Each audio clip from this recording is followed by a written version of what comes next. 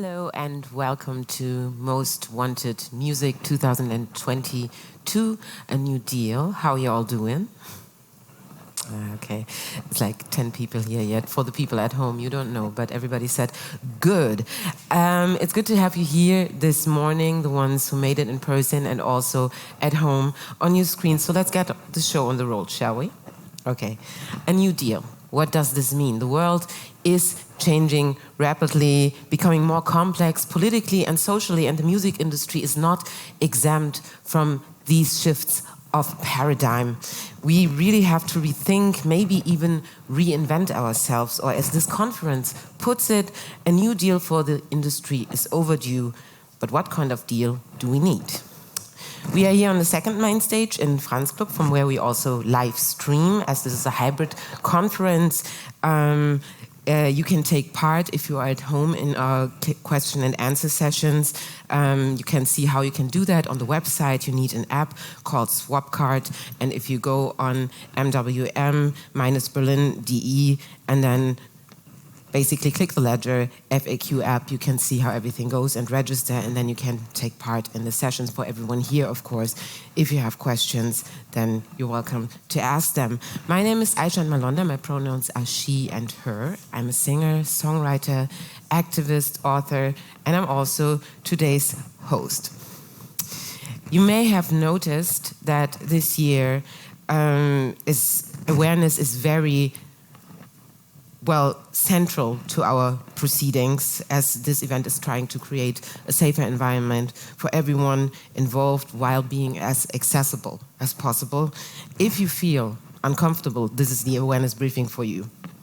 If you feel uncomfortable or experience any kind of discrimination or harassment, we have awareness staff on site, which you can contact at any time. They are recognizable by a red backpack with a big yellow A on it. And one of them will always be somewhere around here. You can also find them at the awareness point at Palais and give them a call or message them. The information you will find on the awareness posters that are everywhere, especially, for example, outside of the door, and also on the website at MWM-Berlin Awareness, and you can also find the full concept and code of conduct there. Also, there is a red card. Does anybody anybody get a red card? There's a red card. Can you please?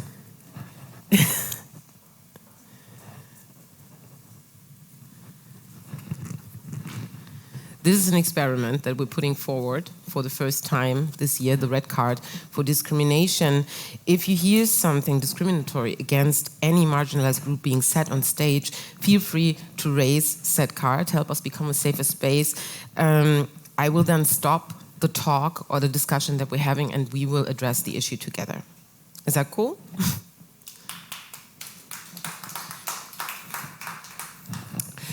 So, then, let's get to the first point of our program, why transparency is key for the transformation into a more sustainable, equal and diverse music ecosystem.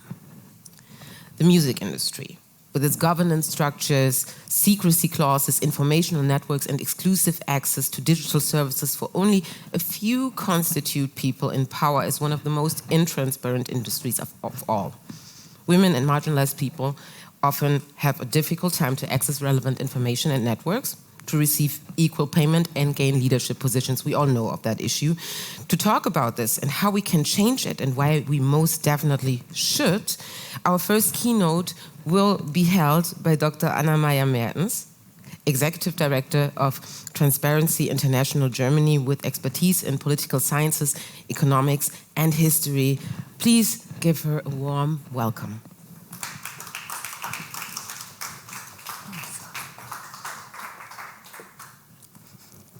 Thank you so much. Thank you so much, Aijin, for a warm welcome.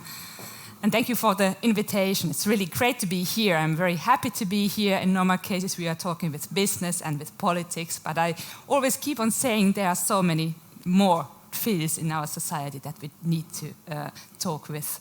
And I used to be the director of the Finnish Institute, first of all, because I'm originally from Finland. Meanwhile, I have also the German citizenship, but I have both. But it's also, it dealt with the cultural issues. The main aim was to have this cultural dialogue between Finland and the German-speaking countries in whole Europe. So it was very interesting for me, important, and I see always our topic, sort of this transparency, integrity, anti-corruption work, and the bridge to cultural issues. So it's a great honor to be here. My topic today is transparency as key for more sustainability, diversity, and equality. And of course, although we are called Transparency International, actually our business case is not transparency. Transparency is a tool for or against corruption. We are an anti-corruption organization fighting corruption, but also at the same time, also in the case of fighting corruption, transparency is the key for changing the game. So I very much like this New Deal approach to see what needs to be changed. So the three main topics, sort of key for sustainability, diversity, and equality. Of course, these three topics are all very important. But I would still say that the two, sort of the diversity and equality, are part of sustainability. So I would first start with sustainability. What are these sort of interconnections between transparency and sustainability? And then also later come to the topics diversity and equality, although they are already part of this. But when we talk about sustainability, what do we mean by that? Of course, we would like to sustain this, what we have today, what we are today, so that we have it tomorrow, in a week, in 1 month, in 1 year, maybe in 10 years. But not only this, we would like to make us stronger. We would like to do this, what we do, more impactful. And how to manage this, how to get there. And there are two things that we need to keep in mind. Of course, you need to strengthen your strengths. So you need to see what are you good in. And then you need to fight your weaknesses, or be aware of your weaknesses is the first step. So you need to invest. You need to invest in two things. You need to take care of the quality of your work, but also, again, to invest in risk management. And risk management is therefore for being aware of your weaknesses, avoid them. And I'm not a fan of saying avoiding failures, because we need to have the failures. But I'm a fan of saying avoiding the repeating of the failures. This is something we don't really need. And of course, when you are changing the game, when we talk about the New Deal, you need to have a new sort of whole new game. The thing is, you shouldn't be sort of paying attention only to actions. Because if you are doing actions, you are just doing sort of one thing after another, then you have this ad hoc change. That's not the sustainable change. If you need to have this change, what you are now aiming, your New Deal, then you need to change the whole game. You need to change the rules of the game, you need to change the structures and the procedures. How to do that?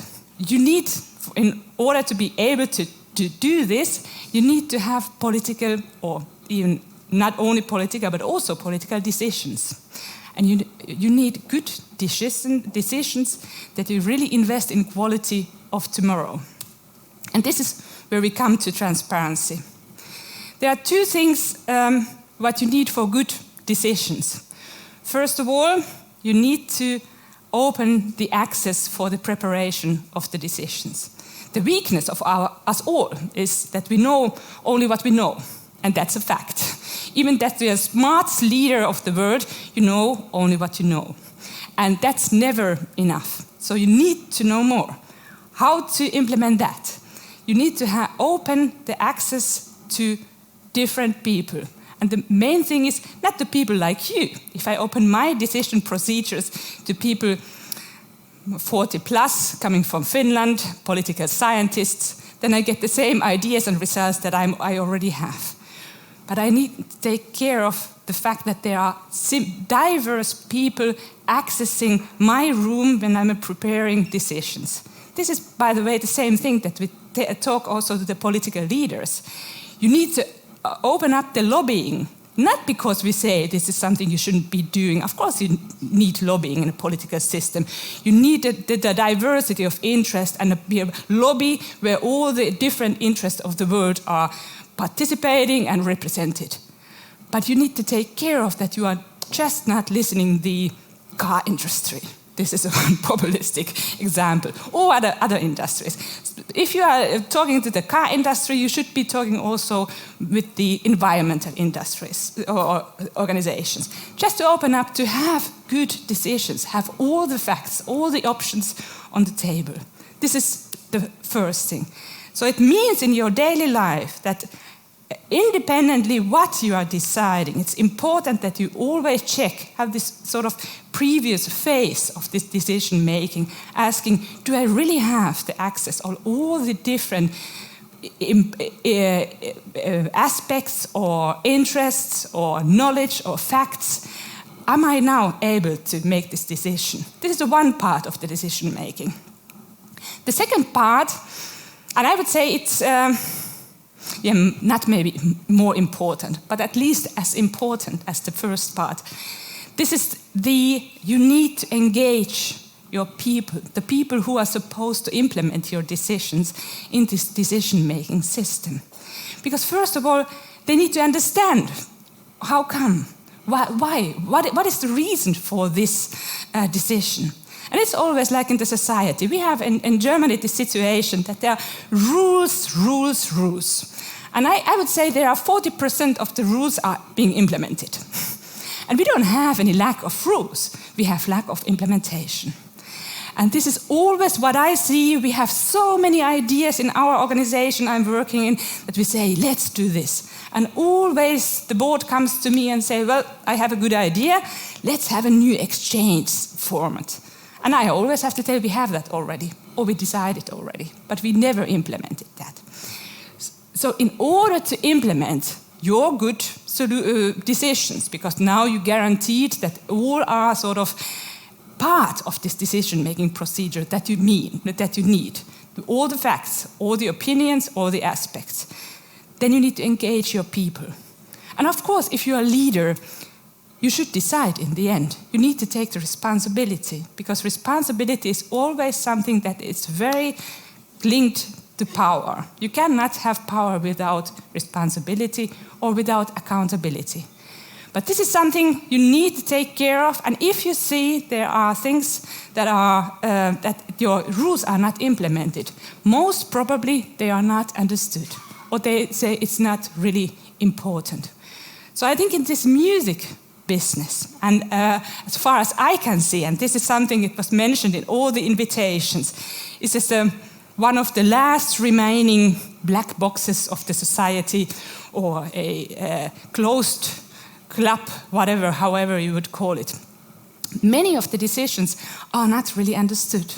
And you never know who made the decisions, who was sort of consulted, who was part of this decision making.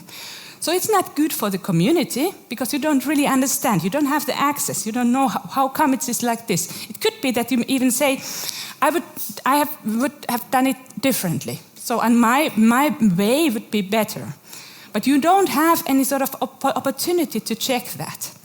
And then, if you don't know who were part of that, and you are just supposed to implement that. So this is a big point, but there's also a second topic that is also a very big topic for closed communities. And I know what I'm talking about because I'm from Finland.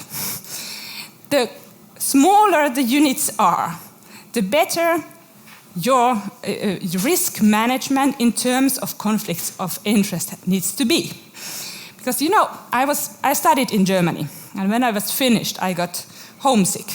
And I said, I need to come back to Finland. I miss my country. And I applied for several jobs.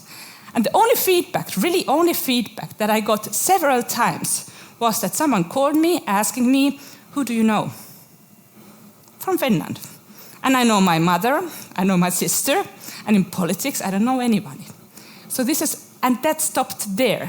If you don't have the access, and this is technically seen something that you can really reproduce to every and each corner of the society. If it's closed stop, then it's no interest in sort of opening the door and allowing the access of different persons coming in and maybe also questioning yourself. But still, the one sign of a big leader is that you are not sort of, your inner circle shouldn't be your best friends. And you see that always in these oligarchs and, however you call it, in different parts of the world, that if you're afraid, if you're a weak leader, then you have all your sort of, not only the inner circle, but also behind that are your supporters. But this leads to bad decisions and not sustainable decisions. You need to have critics. Your biggest critics should be the closest one to you. And of course it hurts, because I'm thinking my ideas are the best, sure. And it hurts that someone sees differently. You need to argue all the time. But from the perspective of not only risk management, but also from the perspective of the leaders, if I go out there and I have not checked my decisions, whether or not they are good or not, then I'm vulnerable. But I have the possibility to check that with my own colleagues. And now to the topic of the interest of conflicts, what I already mentioned. But the point with interest of conflicts, and this counts, of course, always to the music, but you know the field better than I do. And it is a very technical thing, so you can just translate it to the music business. The thing with conflicts of interest is that we all have conflicts of interest, and that's not a bad thing. I'm executive director, but also I'm working voluntarily in different associations. I'm from Finland, I'm mother, I'm this and that, I have friends. So this means me like a multiple person. I'm not only, if I'm designing as executive director of Transparency International, I'm not just executive director of Transparency International. And it influences me, of course, but I'm besides this job. And that's normal. And in most cases, that's good. But because of this, I need to be monitored, not only by me, because the normal case in conflict of interest is that you don't see your own conflicts of interest. You need to open it up and to show what you are deciding. And it's a very easy thing to do. Always, if you are deciding something new, you should ask your colleagues to be with you, because then you are forced to say, how come I'm deciding like this? And the bigger the decision is, the more money, power is involved in these decisions, the more people you should involve. And in the end, if this is just very big and has something to do with your second or third identity that you have, or might have, you should take yourself out. But it's very difficult just to think about this alone. So you need to open up also this debate. And this is why we are, for example, working with registers of interest. So you can find my register of interest in internet, and you can check, what is she doing besides the Transparency International? So it's easier for you to understand why did I decide it like this. And I had also one recruitment process for finance management at TI Germany. And I had 10 shortlisted persons. One of them was from Finland. And I told my colleagues, well, I'm not able to decide here. And they were really laughing about this topic. They said, because of nationality, it's not possible to have a conflict of interest. It's always possible, and you feel that. You feel that in your case. If you see this case, and you say, I have some preferences. And I cannot, at this moment, I just cannot tell you why. There is something, so you should change this. Of course, this conflict of interest, and this conflict of interest is the first step. Actually, my business case is fighting corruption, as I told you. This is then if you don't manage these conflicts of interest, and this is the case it should do, then it could lead to corruption. But we saw also in Germany, like the mask deals, you may know that 1 year ago, all of a sudden one member of the German parliament was not just member of the German parliament, and that's very often the case, and that's okay, but he was involved in one company selling masks. So, but he happened to be the big negotiator for the German government, and all of a sudden this small group where he was part of decided to buy the masks from this company where he was involved in. And he got, for this transaction, he got kickbacks. So it's really money for this transaction. And you can ask me, what do you believe? Did he decide as member of the German parliament, or did he decide as staff of this company? So there's a huge, this is always a risk. And if you talk about the sustainability, you should invest in good decisions, quality, and you get quality by good decisions. Open up the procedures that you know that the basis for the decision is the right one, that the decisions are going to be implemented. By the way, communication is also one very crucial thing. If you're not just making decision, implementing that, but talking about that, and very widely, then you see also it's harder not to implement these decisions. But also the conflicts of interest. This is the risk management part that you need to open up. And it's always, as you see, the more power you have, the more it should be scrutinized and monitored. And of course, how to do this? And it's addressed to the leaders, of course, because also this, changing the game or changing the culture, changing the structures or procedures, it's coming tone from the top. But we always say you have to start that as a leader, but you need to integrate a culture of integrity. And culture of integrity, of course, it's very vague. What is culture of integrity? How to do this? But there are tiny tools that you can do. You can, for example, I have in my weekly meetings, failure of the week. Failure of the week is something that I always start. And you might know or not, I have several failures during 1 week. So I pick one of these failures and put it in the middle and explain, this is my failure. Don't do that again. So I'm just giving you my failure. And then we can do a round, so we don't have to do every failure like 12 times. It's easier, it's cheaper, it's more sustainable, and it sort of makes us stronger because it creates trust. And we have also, again, a new one that's implemented this summer is our dead bodies in the cellar. These are the topics that we are not willing to talk about, that we should have been doing since like 6 months. And it's embarrassing to say, I still didn't do that. So I don't just mention it at all. But still, I cannot sleep well because of this. I'm thinking about this. It makes me sort of less effective in my work, less creative. So let's talk about that. Because what I realized when I opened up to my cellar and to my sort of, don't go there, it's a messy place, I open up the door and show them my dead body, my colleague just said, well, this is your dead body. I can deal with that, so it's no problem. So actually, I'm really happy with that because I wanted to call him anyhow. So we can share our bodies, our dead bodies and failures, and it's easier to get sort of this understanding of what are we doing here. So it's not about avoiding failures. It's not about avoiding conflicts of interest. It's not about avoiding weaknesses or being weak, but it's about to talk about that. We need to talk more about our sort of whole situation, what can we do and what could make us stronger. And I think there is always, and it's hard to start this sort of new deal and changing the game. But I could give you a hint because we are also in a tiny organization dealing with huge companies in Germany, you know them all, or with the huge government and parliament. But you can just try to sort of name it publicly.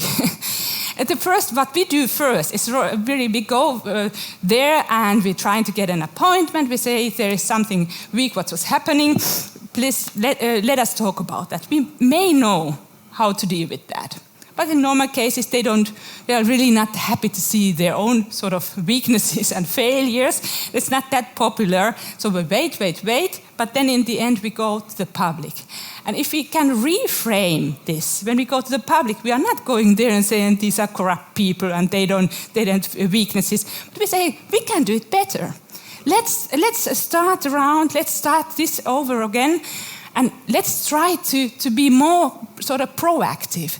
Not wait and see like we or in cultural issues. I know because I had very much to do with the off scene also in Berlin, and it's so they are quiet, suffering in many cases, and not talking about because they are realizing we are the weak ones. But that's not true.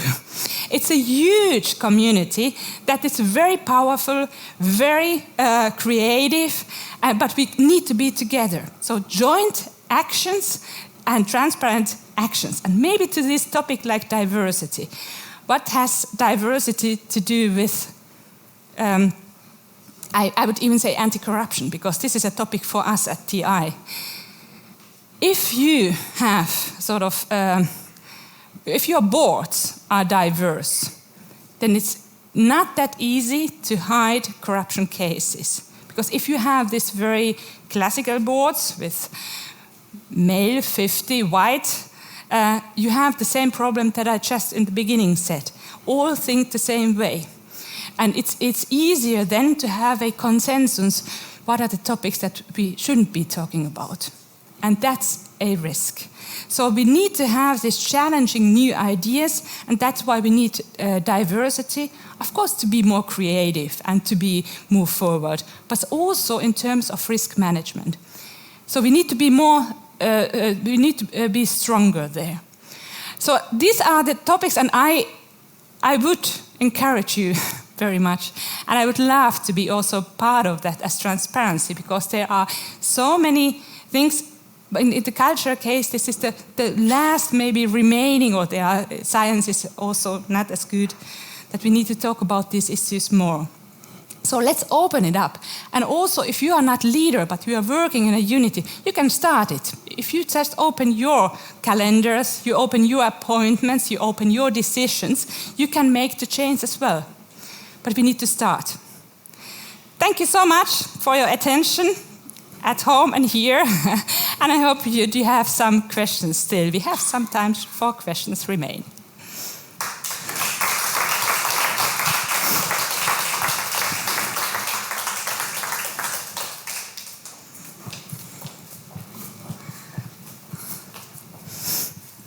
Thank you so much, Anna-Maja. How are you feeling? Good. There are so many things that I didn't say now. I have them in my mind, and always afterwards I think you should pay attention more to that. So maybe I write you later something again. Okay. So you're going to follow up. Are there any questions from the audience about the things that have been elaborated on? Everybody's still shy. It's very early. One, yeah. There's one question. True.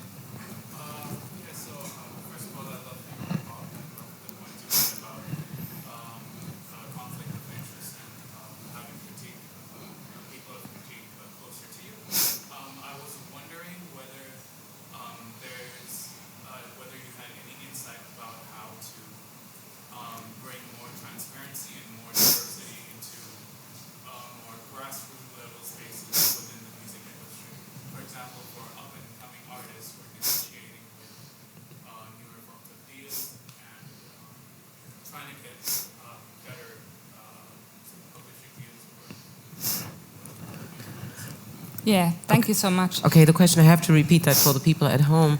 So the question is if you have any ideas about how to bring more transparency and diversity to grassroots spaces, and also, for example, up-and-coming artists, for them trying to get better deals in music publishing or record label. You need to engage the leaders, because you can have some actions, and I think these actions can be supportive from the people working there. But the change, so the game changing, sort of the changing the rules and the structures, there need to be some space for decisions. So, and in most cases, it's good to create a circle. So it's